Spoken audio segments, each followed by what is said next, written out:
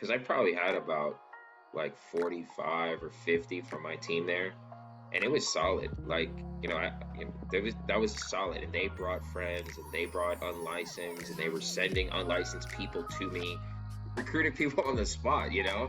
All right, everybody. Thank you for jumping on with us for our Tri-State Training Day podcast. I got my man Tierre Browne, who is absolutely slaying it, fresh off annual convention. And Tierre, you had a very good weekend at convention. I feel like your exposure that you were looking for was more than I've seen in the past. And you said something to me with all the confidence in the world about where you want your numbers to be quickly. So, number one, I appreciate you jumping on with me. And secondly, how's it going, my man? Yeah, man, it's convention was great. I'm doing fine. Um, I really like that, at convention I was able to kind of pour into people and kind of spend some time with folks face to face. So it was real good. But yeah, man, touching on real quick, the thing that I mentioned to you in person was, yeah, I'm looking for massive explosion, and I got some pieces lined up, so we're gonna get there. Dude, fresh out of convention, you guys have, 60 plus families in a half week. You guys will be doing 150 families a week very, very soon. What is your goal for that? Look, realistically looking, probably like mid-March. I have some strong legs that are really getting going now that are helping like 8 to 9 families each a week.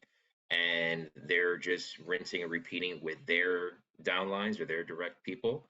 Um, so we're, constantly training, constantly motivating, constantly pushing along and, projecting for their teams like 20 to 30 and then, 3 or 4 legs doing the same. So we'll probably be about mid-March maybe. Ha ha ha. By the way, dude, you're getting so much traction right now. When did you decide that you were going to commit to telesales? Honestly, I don't even think I have committed to it.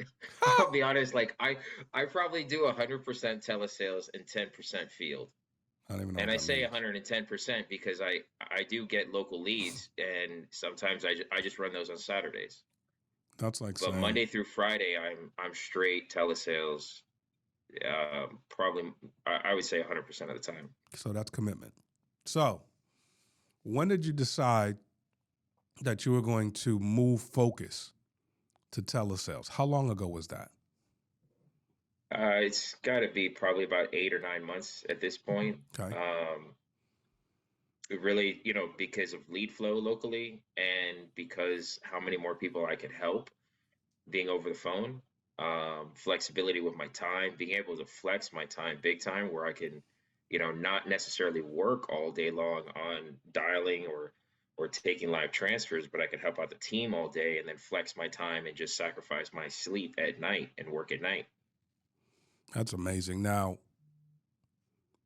you committed, 8, 9 months ago.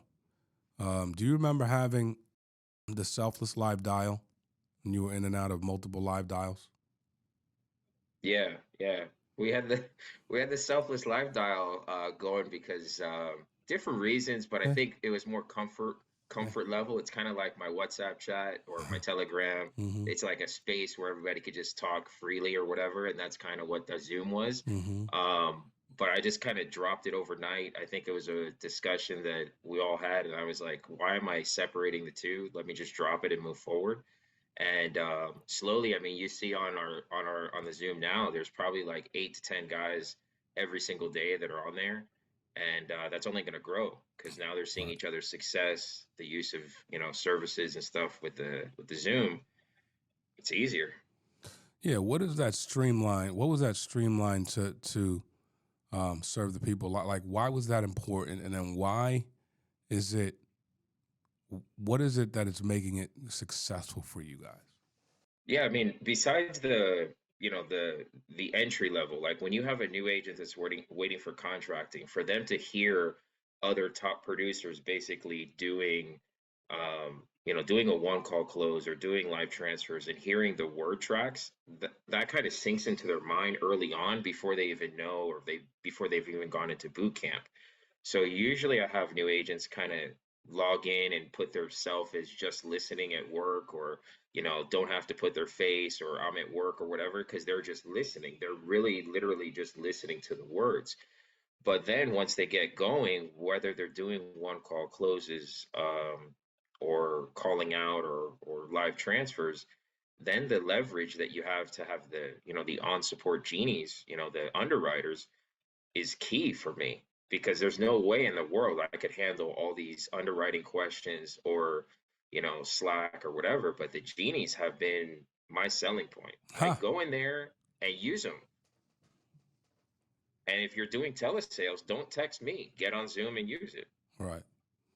That's fantastic. But you're also now scaling through this. I mean, I see you posting like every 12 minutes numbers of you or your agents and like what's happening. You know, number one, you're looking to grow an agency. Number two, you are growing an agency. How's that feel to have the sales to start popping a little bit like like a ping pong machine? Yeah, I mean, it's pretty cool. Like, I'll text Steve or something like, "Hey, dude, we're popping today," and then he'll be like, "What?" And then he'll look at it because he's in the field, and I go like 11, 12. He's like, "How many today?" I'm like 14, 15. We just keep hitting them. But I definitely like, with building an agency, it's tough to, like, truly to build and sell. I think though, when we're looking at this as a business, like, you have to sell enough insurance to have capital. And then once you have capital, do you then, kind of leverage that capital and say, have recruiters and different things to do stuff for you? Or do you have, training people to help train your agents? Or do you, who knows it like best because you sold insurance, do you do it? And then you leverage your time, and you leverage some of that capital that you have to kind of leverage the time. So early part of this year, as I start off every year, I'm going to try to pop off, personal production, kind of January through July, and then see where I am in terms of team support and all of that. And if I need to scale back a little, that's cool. I got some capital and I'll scale back some, and then I'll just kind of go from there. No doubt. Now, as a personal producer doing telesales, what are you doing to secure? First off, what are you doing for leads? I'm doing everything. So some weeks I change it up probably every week, but consistently I do 2 days a week of live transfers.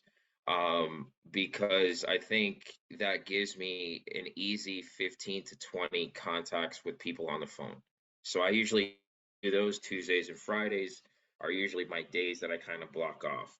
Um, I used to do, some companies would do some preset appointments and different things, but the show ratio wasn't that great.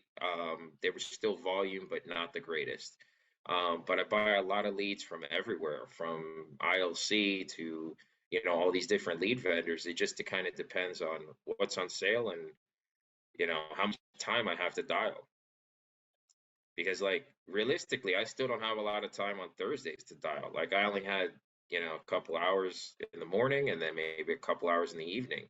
The rest of the day is pretty jammed up. So if I were dialing for appointments or dialing for one call closes, let's say if I were dialing for appointments, I wouldn't be able to fill my day Friday. So I do live call transfers. Got it. Are you more doing one call closes or are you more doing appointments? It depends. Like, if someone's all about it right now, we'll do the one call close. But if they're saying, like, I can't talk now, or get back to me, sure, I'll schedule tomorrow at 5 o'clock. But the next 5 or 10 people that all say they can't talk now, they're all getting 5 o'clock the next day. So I triple stack, quadruple stack them all for 5 o'clock. And then, if I call one and they don't answer, I call the next one. It's because you don't want to necessarily fill your schedule with fake appointments, Right. But if one picks up, I'll text all the rest saying, "Hey, I'm stuck with a client. Let's push it an hour," and they'll respond back like, "Oh my gosh, I totally forgot," or "Can we do this tomorrow?" So we'll push it or whatever. But I usually at least put booked appointments at least 4 or 5 on one time slot. Wow. That's a really cool strategy there. Now, talk to me a little bit about your conversation or your elevator. How are you getting through to the client via the telesale, and how are you nailing down a high close ratio? I mean, I think it starts really just from the beginning. I've heard a lot of different scripts and a lot of different people say, building credibility and, all that. Honestly, I don't even give my NPN number or anything anymore. I bring down the sale pressure real early, where I just say like, I'm not a salesperson. I'm just trying to help you get qualified. You know, hope you understand. Like, you don't really have to make a true decision right now, but what we got to do is figure out what you can get qualified for and what fits your budget. Like, it makes sense. Like, I'm not going to be that pushy guy. If Right. you want that guy, let me know. I'll have somebody call you. Huh. And they're like, no, no, no, I don't want the pushy guy. All right, cool. Let's figure out what we can get you qualified for. So I do say I'm a broker. I'm licensed with a bunch of different carriers. But I don't want you to feel any sales pressure. Okay, got And it. then, yeah, sometimes people talk to me about everything, like very friendly. And then I'm always like, I just kind of talk about it a little bit. Like if they talk about their daughter, the beneficiary, I always say like, oh, cool. I have two daughters too. They're young. Oh, your daughters are like in your 30s. Okay, cool. You want to take my daughters for the week? They're 10 and 11. Hmm. And that's the extent of my small talk. Like the rest of it is like, all right, cool. Let's get into your medical. Let's go through things. Let's figure out what you can get. Got it. And how long is a typical call if you're going to be closing? If I go straight through like a couple carriers, maybe 30 minutes, 45 minutes. Um, it depends on the health. If they're like a guaranteed issue product type client, it's pretty matter of fact in the same regard. So I'm just kind of jumping into it and saying this is kind of what you can get and this is it. Like there's nothing else. So you don't need to call anybody else. You don't need to keep calling in to the, call center number or anything like that. This is what you're going to get. Like that's it. So let's put in the application. So those can take like 15 minutes, but I love it. And then how are you handling live transfers? They come in. What exactly are you saying off the bat? yeah, no, literally off the bat, that's kind of what I say on both of them. It's almost the exact same thing, but I say like, like, hey Mark, this is Tierre, and sometimes I use Terry on the phone, but I say, first off, I have your information here is this, and your date of birth is this. I got your address here that pulled up in the system. Let me first explain how this kind of works. It's a very simple process and it's not that complicated. But first off, you don't have to feel any pressure in this conversation. My job is to simply see what you can qualify for, what fits your budget. It makes sense. Um, makes sense for you and your lifestyle. Does that make sense to you? And they're like, yeah, it makes sense. All right, cool. So I'm going to ask you a couple questions about your health, and we're going to jump into that a little bit. We're going to talk a little bit about your financials. It's not so much for me to know what your budget is. It's more so for you to know what your budget is. It's Hmm. for you to start thinking about how much money you can spend. So then I kind of pivot over to the financial inventory sheet and look at the top section. I'm kind of digging into their finances a little bit. I used to dig like deep, mortgage, bills, this, that. It takes way too long on the phone. Hmm. So now I'm just like, how much money do you have coming in? How much money do you have going out? How much money are you saving monthly?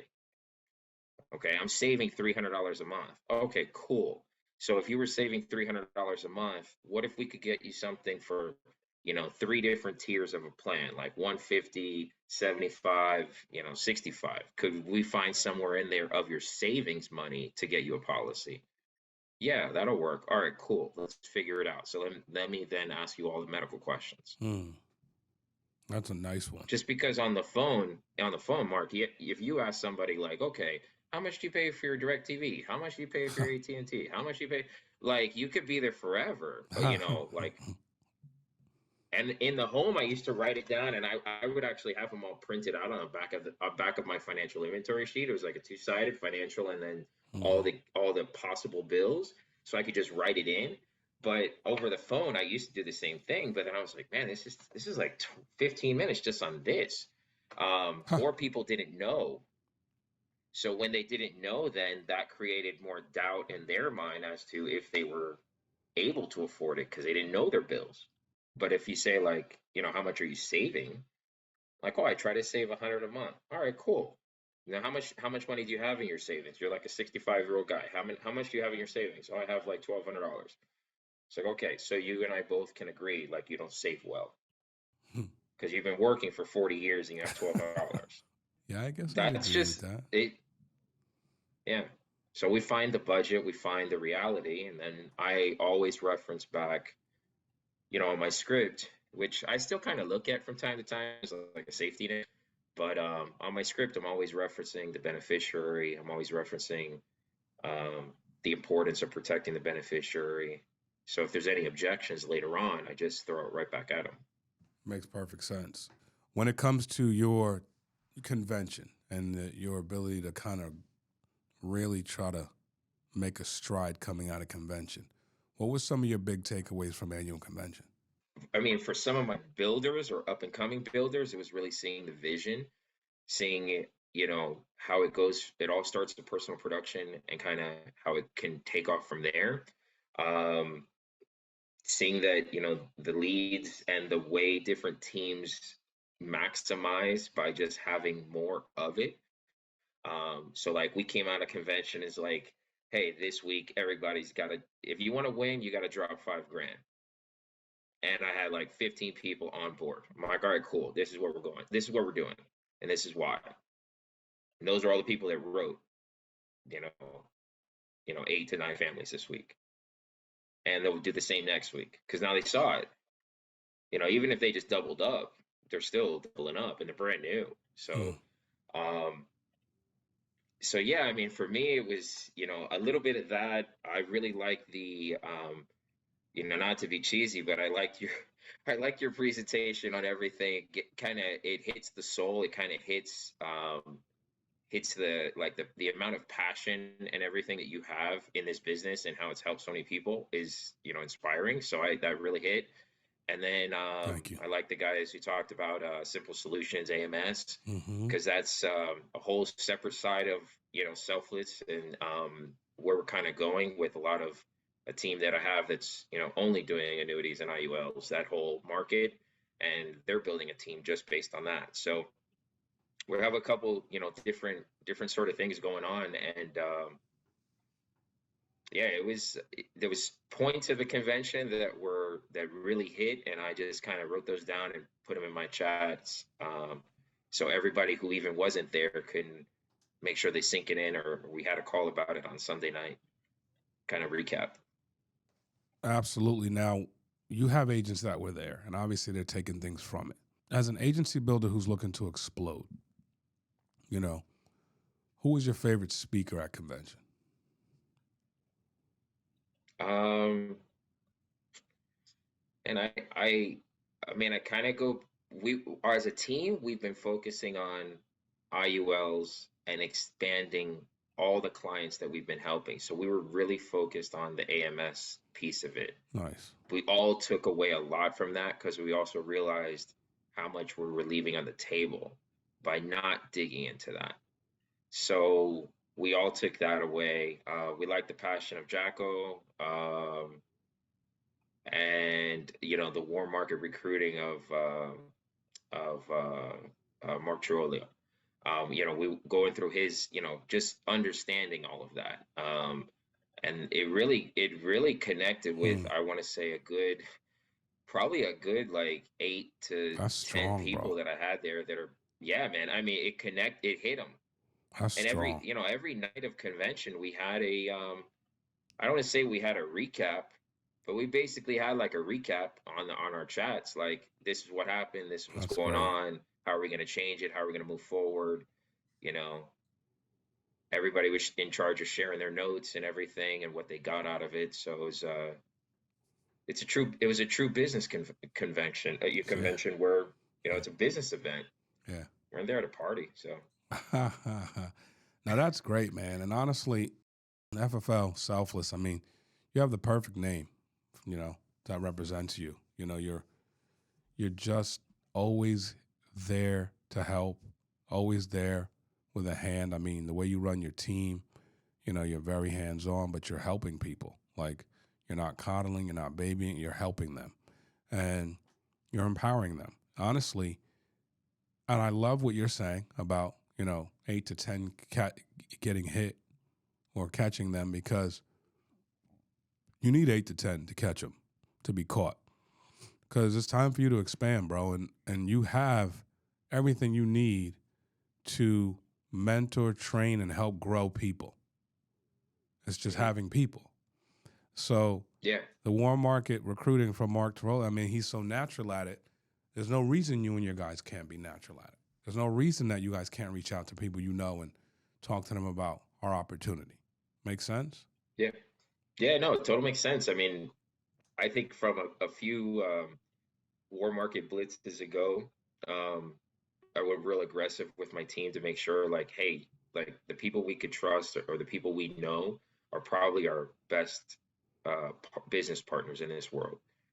So let's focus on sharing that. So we've been doing those reach outs, you know, usually 20 to 25 people a week per agent. The agents who aren't comfortable with it, we do it.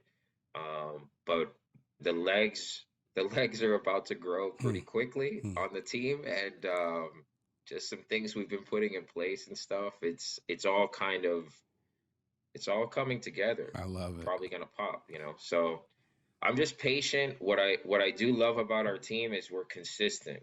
Like consistent every single month. We do good business. We're the people that work and they try and they care.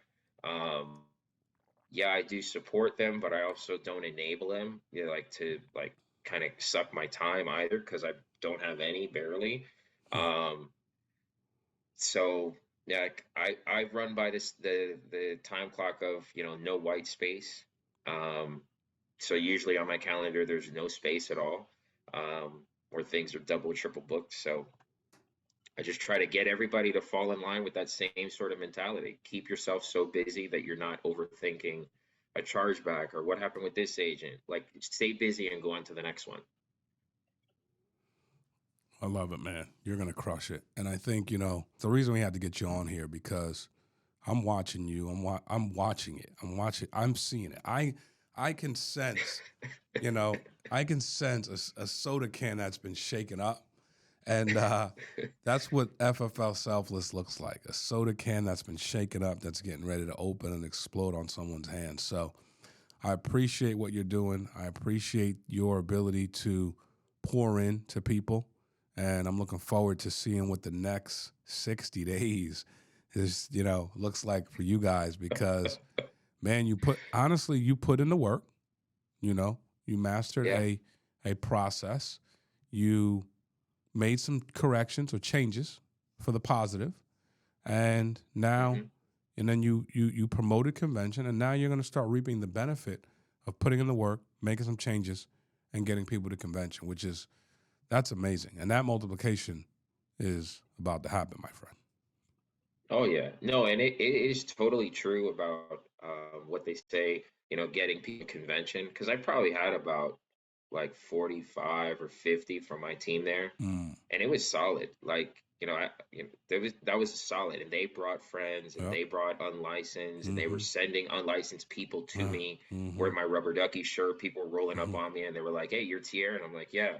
Like, who are you? And they're like, "Oh, this guy sent me to you. Told me you're wearing a rubber ducky shirt." I was like, "Oh yeah, what's up?" And we recruited people on the spot, you know. That's what's up. So like, you know, it's definitely a way to kind of, you know, come to convention and then, you know, pop off afterwards. You definitely learn a lot and see the big picture of everything.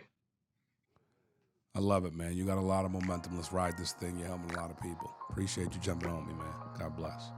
All right, brother. Appreciate it. Thank you, Mark. Thanks, Tierre. Take care, everybody. Keep listening. We love you. Thank you for sharing.